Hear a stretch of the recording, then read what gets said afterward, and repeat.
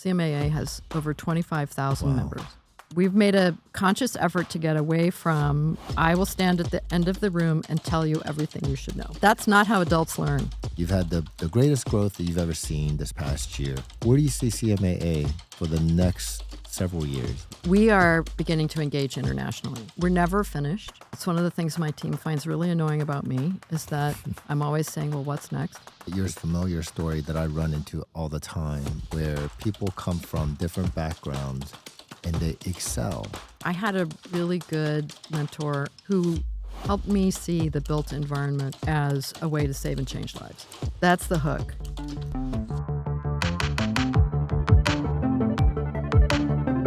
I want to just pivot a little bit and talk about CMAA more specifically and get a little more granular there. You are the CEO of a influential organization that champions our practice, the construction management practice. And we just came back from San Francisco and you had the largest attendance on record. On record. I feel like the industry, as I mentioned earlier, is growing. It is. And so maybe just want to get your take on what you think are attributable to some of the success you've seen as an industry as a whole and specifically from a CMAA perspective. Sure. As I've been visiting with chapters this last couple of weeks, I've been throwing around some numbers. 25,000. CMAA has over 25,000 members. Almost 15,000. We have almost 15,000 CMCI credential holders. So that's all three, CMIT, CACM, CCM. Do you want to talk a little bit about those credentials? Maybe? Yeah, I'll come back to that. 1,500. We had 1,500 people in attendance at our national conference in San Francisco. And that was our largest attendance by a lot. I mean, by over 200 people. 30. CMAA has 30 chapters. We just chartered a new one in the Great Lakes area. And by chartering it in the Great Lakes area, we've also attracted Southern Ontario into that chapter.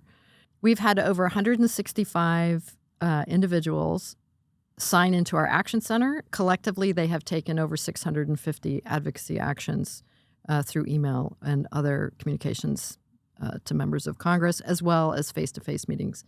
I couldn't have said those numbers 7 years ago. Do you mind telling us what the numbers were 7 years ago? Maybe I don't know. Well, I can tell you that the advocacy numbers were 0 because we didn't have an advocacy program 7 years ago. I can tell you that we did, at the time, still have 30 chapters, but over the last 7 years, we've lost one and we've gained one. It's somewhere in early 2020, sort of as the world was shutting down, we credentialed our 5,000th CCM. We're over 7,000 now. And I know that membership was under 20,000, probably well under at the time. Wow. You know, what's the secret magic sauce? I think it's been a lot of hard, consistent work on the part of the association staff. I know that our professional development team has put an enormous amount of effort into improving our credentialing program, adding the CACM, continually improving publications, delivering publications faster, making sure they're current. The online modules have now become a kind of sort of painting the bridge project. As soon as they're done, you come back to the beginning and start updating them again. And we really have taken a lot of time, careful thought into what content should be delivered at national conferences and how should it be delivered. We've made a conscious effort to get away from, I will stand at the end of the room and tell you everything you should know, right? When I was working in higher ed, we called that the sage on the stage. The sage on the stage. And that's not how adults learn. So no, this has to be interactive. You can't just have once upon a time. If you're going to have once upon a time, you got to have everybody talking about what the answer is, and you got to have a cliffhanger, and you got to let the people in the room try to solve the problem. So as we have used more and more formats that are conducive to adult learning, as we have been more rigorous about, we're not going to talk about my cool project in 1990. We're going to talk about the big, weird problem I have to solve today.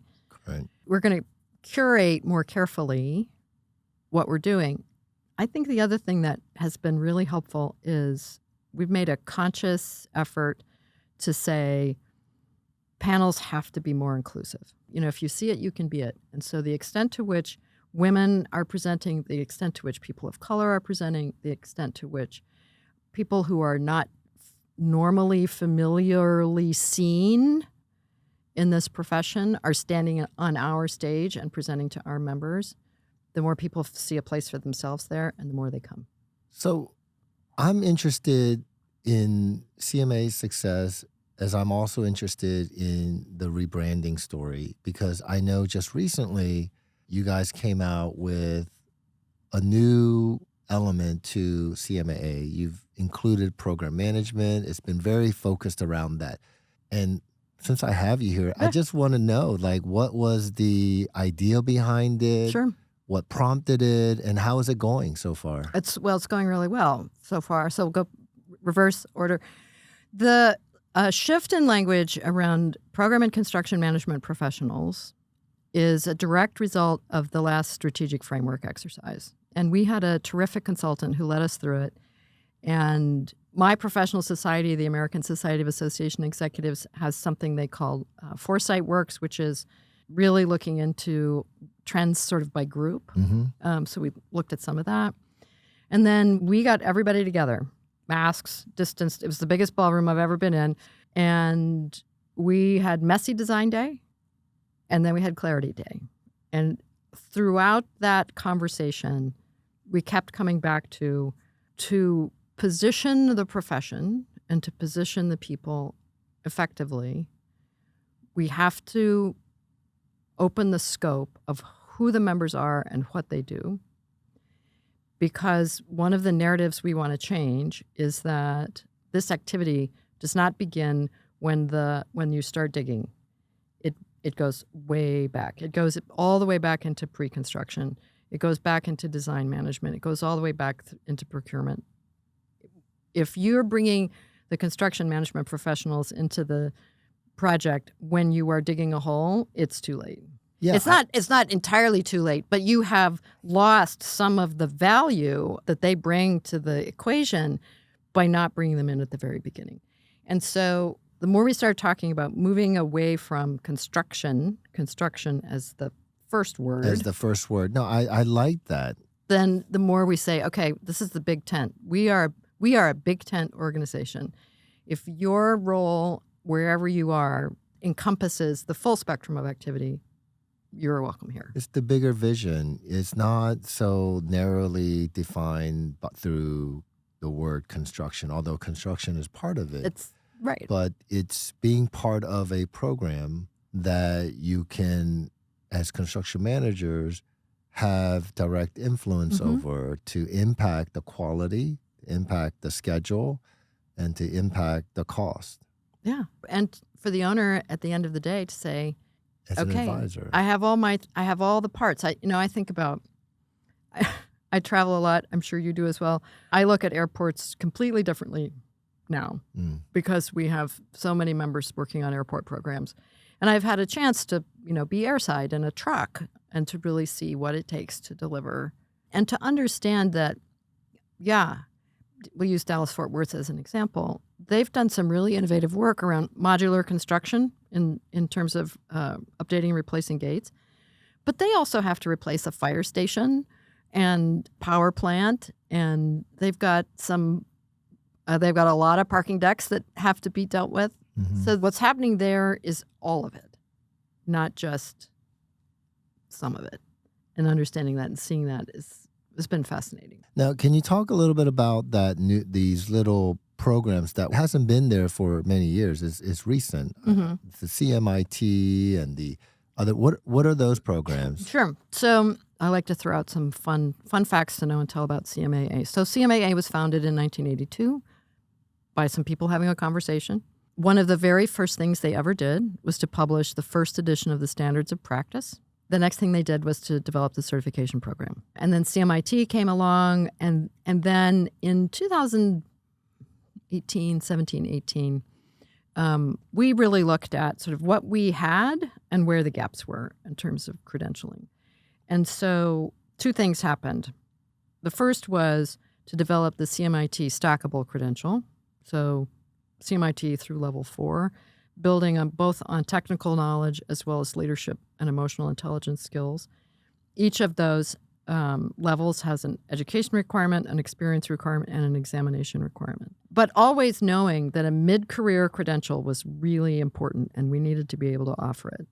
And so the next thing was the Certified Associate Construction Manager, which we launched almost 3 years ago now. And who are they for? It's for somebody who has 1 year responsible in charge experience in any area on any particular project or program. It's a way to grow and develop, but it's also a way to brand yourself, right? I'm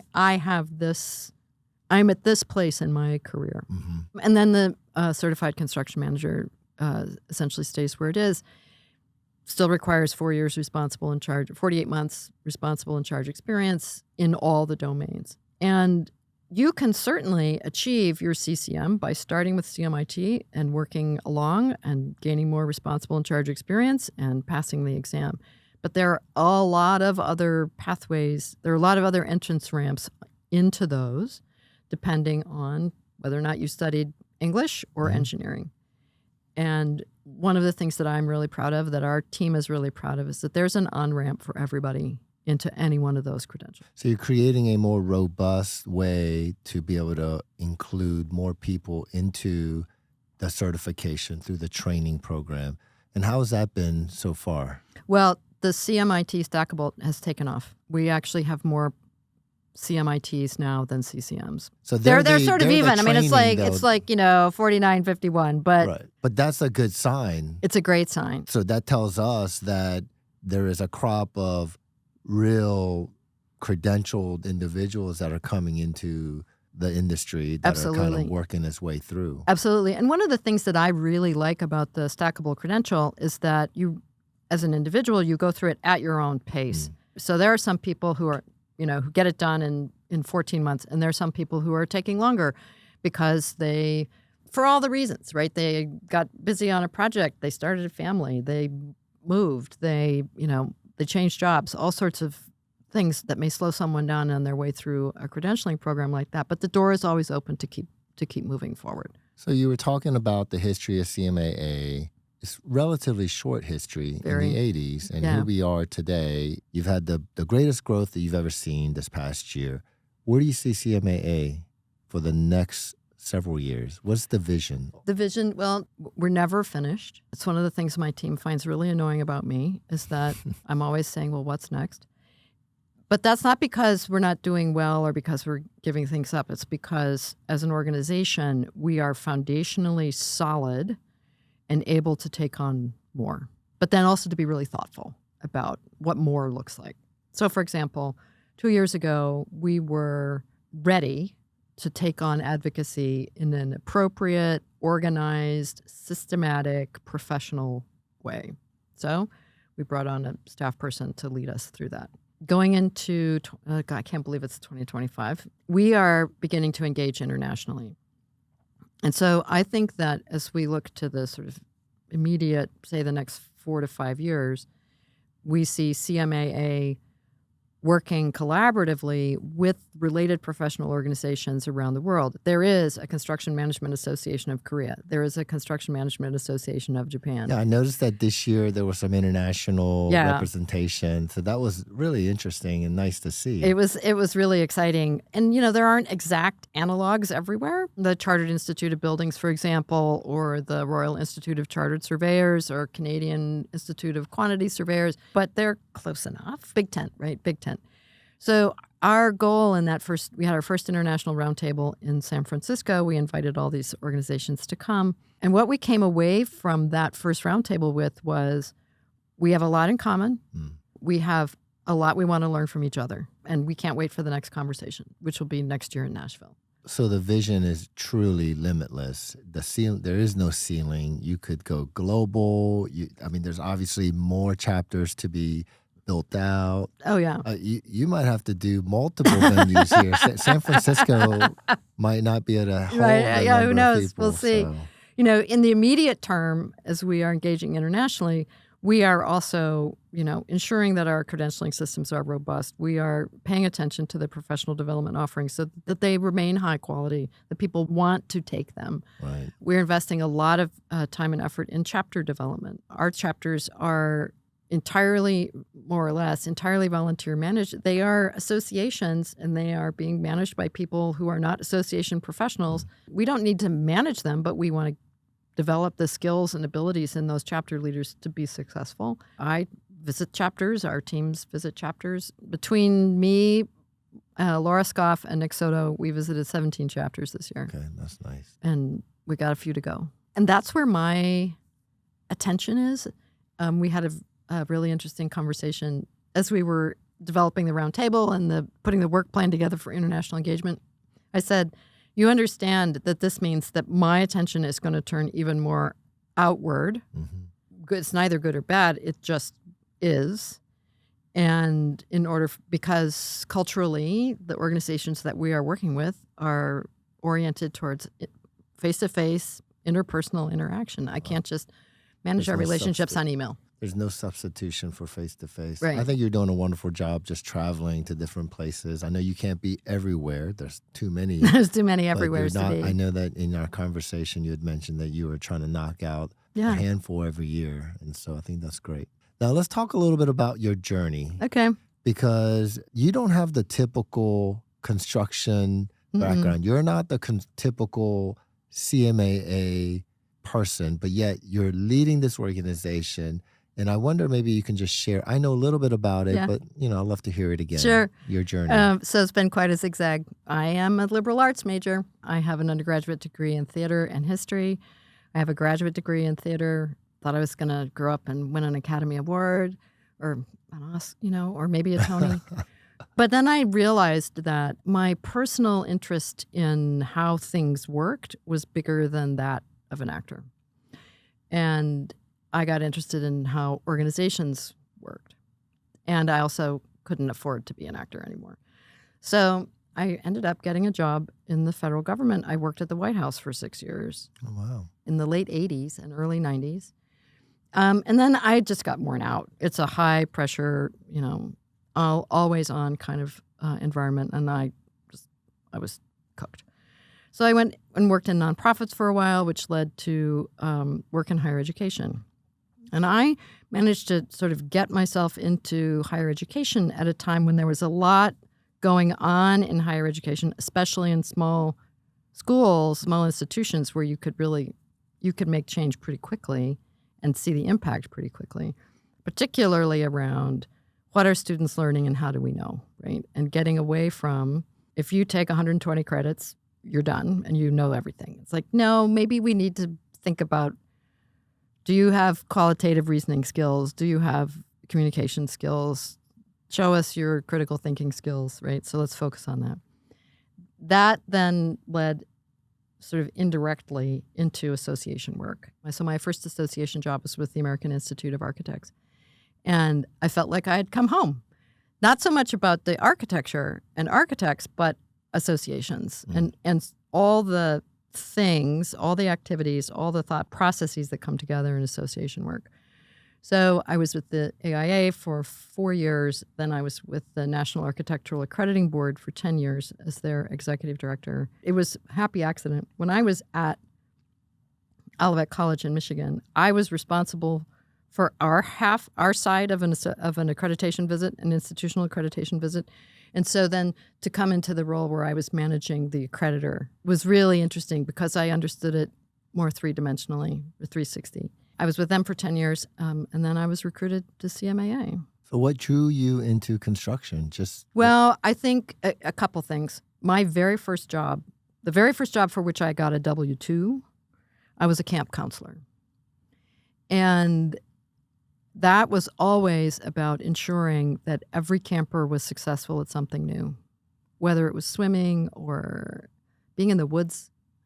We had a lot of city kids who'd never been in the woods. And so I think that was the hook for me into mission-driven organizations. So colleges are mission-driven organizations and associations are mission-driven organizations. I had a really good mentor at the AIA who helped me see the built environment as a way to save and change lives.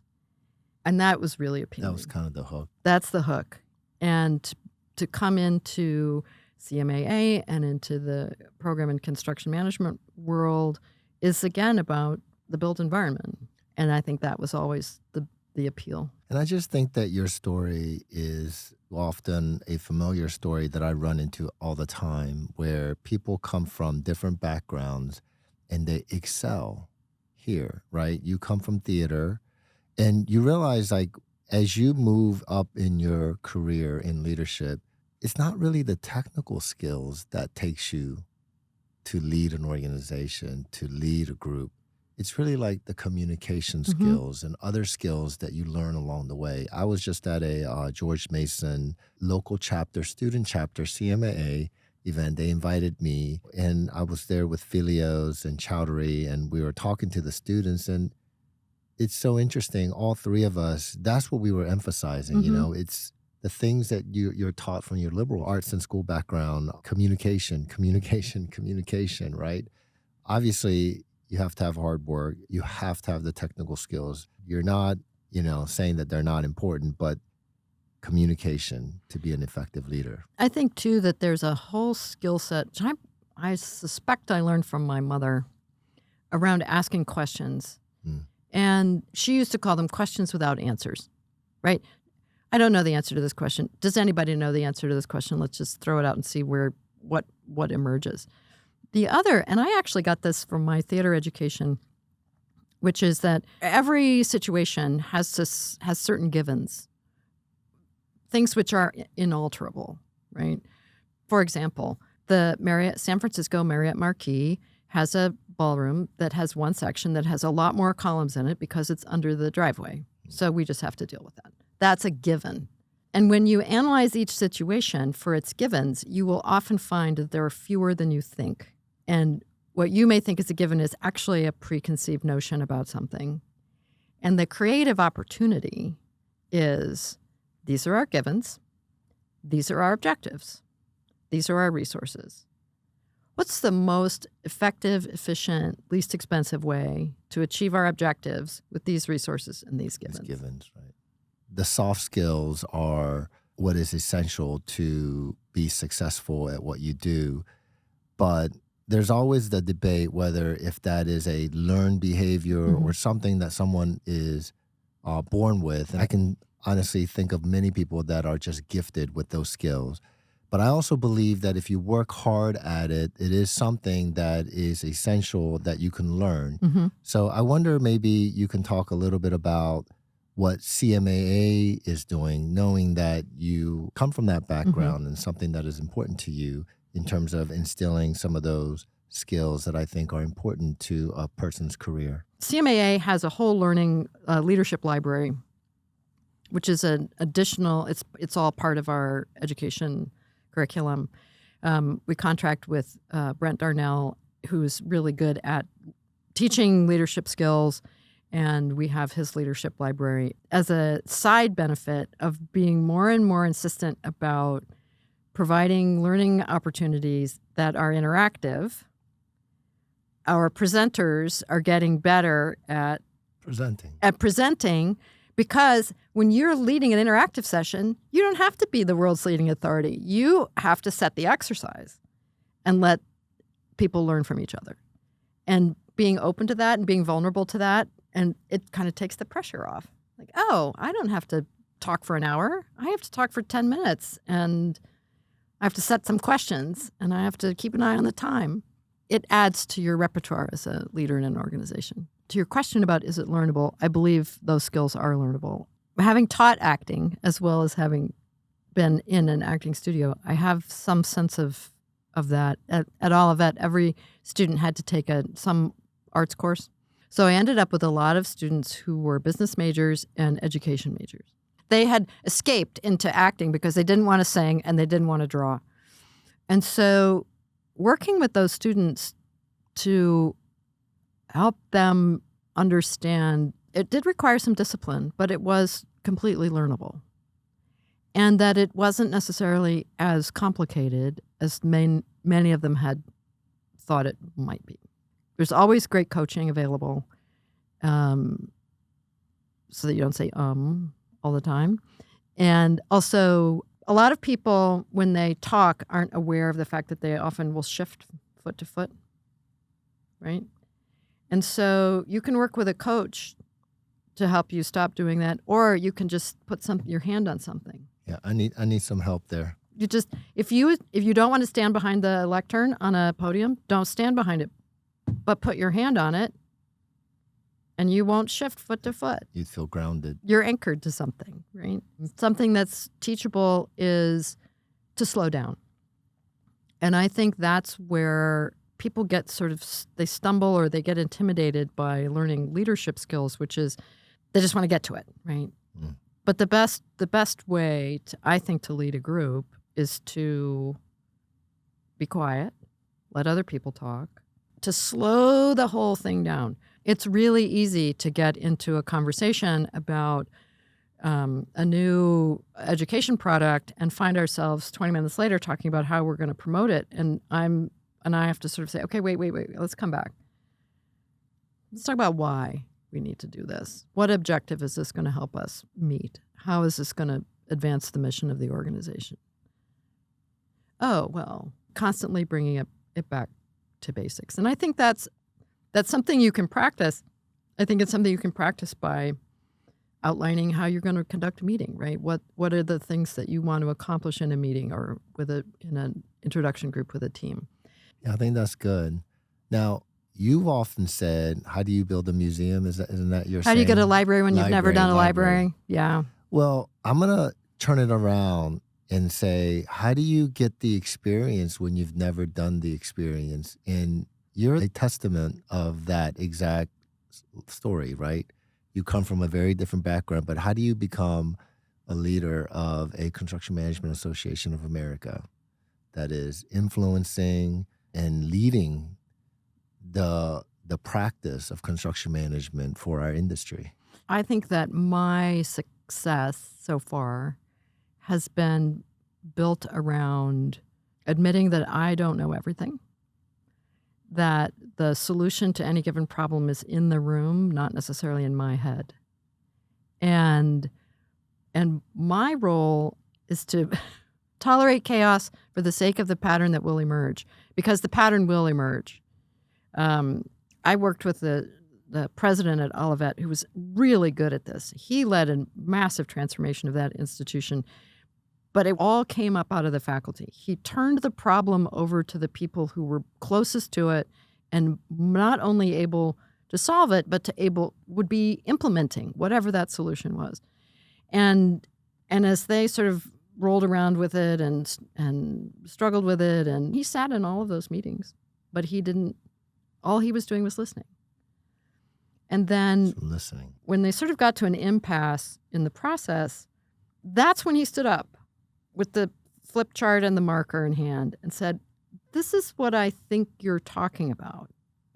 Is this it? Is this what you mean? And that faculty group was able to say, yes, that is what we mean, but can we nudge that a little and maybe adjust over here? He understood his job in that transformation as to be the meaning maker, not to be the idea generator. And occasionally, I have to be the idea generator. I'm the one who says, well, what about, or is this a good idea? And 9 times out of 10, everyone says, no, that's not a good idea. But there's the one time when you get the stimulating question, right? Here's, what about this? What about this? What about this? And then, so to listen and to make meaning, and occasionally to say, wait, what's our objective? What are we solving for here? Is this a real problem, or is this not necessarily imaginary, but is this a small problem that can be solved much more simply? That's what I've spent the last probably 17 years of my career doing, asking questions. So would you say that your leadership style is more, there's servant leadership, there's leadership through listening, it seems like.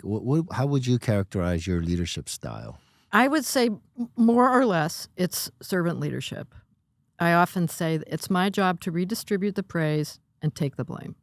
I'm the public face of the organization. And so when I'm at events like I was the last 2 weeks or at the national conference in San Francisco, people want to say, it was a great, you did a great job, you did a great job, you did a great job. And I smile and say, we did a great job. Thank you. I'll let the team know. When someone comes up to me and says, that was a disaster, which so far they haven't yet, knock on wood, then it's my job to say, you're right. Let's go. I will make sure this gets solved. So as someone, as I'm hearing, that is moving the organization forward through leaning on the expertise of the people that you've entrusted, how do you develop that trust? What is your sort of, I don't know, secret sauce? It's like a, kind of a tag, catchy phrase. But yeah, what do you do? What is your sort of approach? Well, you have to earn people's trust by trusting them. And that's thing number one. Thing number two is, to the extent possible, I don't really need to know how you're going to do what you're going to do, but that you have your eye on the objective and you're going to get there. I went to the University of Colorado, so I have a buffalo-shaped wooden wheelie toy in my office. And when we were faced more in person and we would have interviews, everybody got the wheelie toy question, which was, okay, I'm going to ask you to make this. I can ask you one of two ways. The first way is to say, I need one more of these by Friday. The second way to ask you to do it is say, I need one more of these by Friday, and this is where you get the wood, and this is the saw I want you to use, and this is where you buy the sandpaper, and this is where you get the stain. Which way do you want me to ask you? And the person who says the first way, but I have some questions, is the person that that's the person I want to work with, because they understand the objective. They understand that they have the freedom to solve the problem however they want to solve it, as long as it's delivered by Friday. And that they may have questions along the way, which I'm happy to answer. And so the more I have said to people, okay, you want to do the Board of Governors wants to introduce a new credential. Is it the right thing to do? Is it the right thing to do now? Yes, yes. Okay, go. I trust that you will do what needs doing to make that happen. So trusting the expertise of the people in the room, trusting the commitment of the people in the room, respecting the outcome. And one of my colleagues said, one of the things that I really admire about you is that if there's a problem, you do not deal with it in public.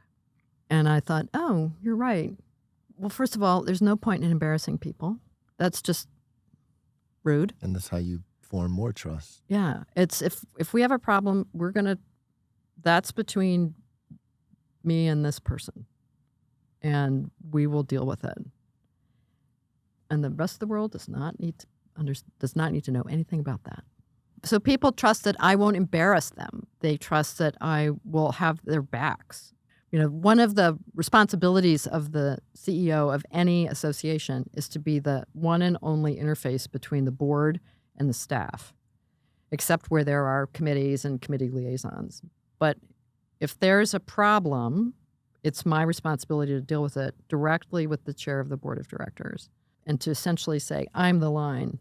And how long did it take for you, because you've been with CMAA now? 7 years. 7 years. So how long did it take? I have two questions, actually. How long did it take before you start feeling comfortable to lead? And then what did you do? Any insights into your approach? I would say that there are moments still today when I'm not entirely comfortable. And that's good. That's good. That keeps you on your toes, right? Mm-hmm. When I started in the fall of 2017, I had a week in the office, and then we were immediately into the fall conference. And so there was just this sort of whirlwind of faces and names and activity and everything around it. So we got back to the office, I don't know, for the following week, and I brought all of my direct reports into, we had almost a full day, just us. And because it was now almost November, it was the end of October, and I had to produce a business plan. But I said, I can't produce a business plan until I know who I'm working with and until we know what's going on here. And so we spent time in that first retreat. I put down big pieces of paper on a table and scattered crayons and markers everywhere, every direction. And I said, draw all the things you know how to do. And so draw like right, just draw it. It's not an art. This is not an art contest. This is about translating sort of what's in your head through your hand into some kind of visualization.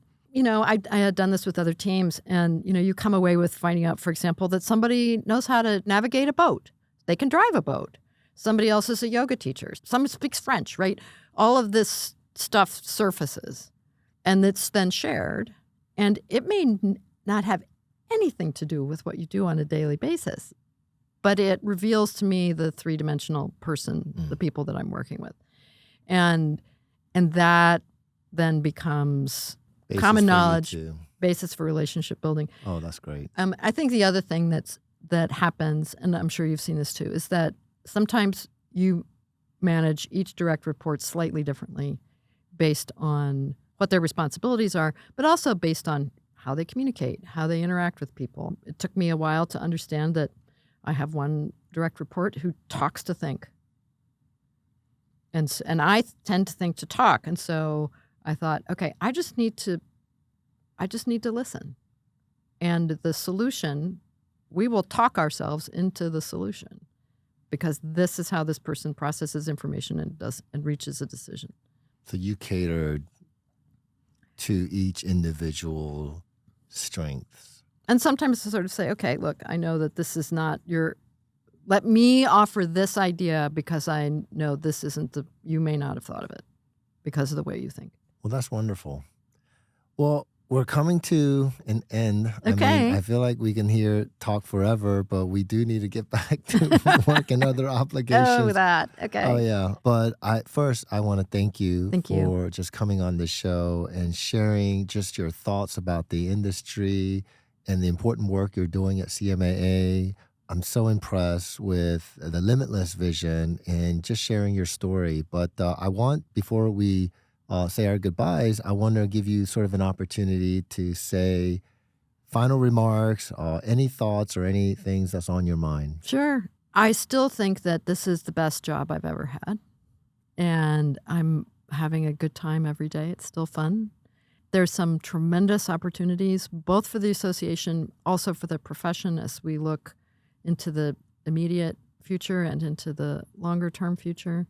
It's from an association perspective, it's all about relevance and always asking ourselves, is what we're doing relevant? Is it have meaning for the member?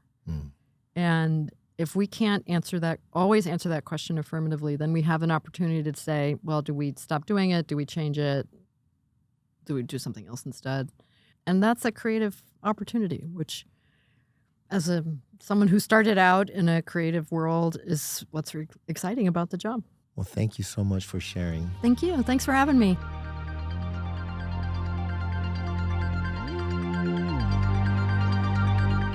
Awesome. I hope we didn't go over, but are we good? Please edit. Oh my gosh.